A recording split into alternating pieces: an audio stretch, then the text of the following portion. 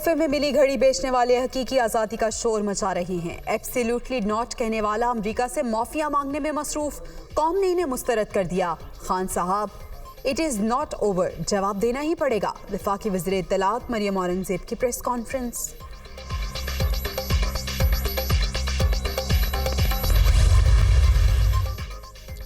नवाज शरीफ का पाकिस्तान में कोई स्टेक नहीं। लंदन में बैठे शख्स को अपनी जात की फिक्र है, वो मुल्क में इलेक्शन नहीं कराएगा।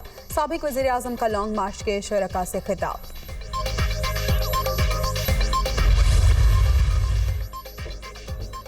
और पंजाब में शुगर मिलें 25 नवंबर से क्रशिंग शुरू करने की पाबंद।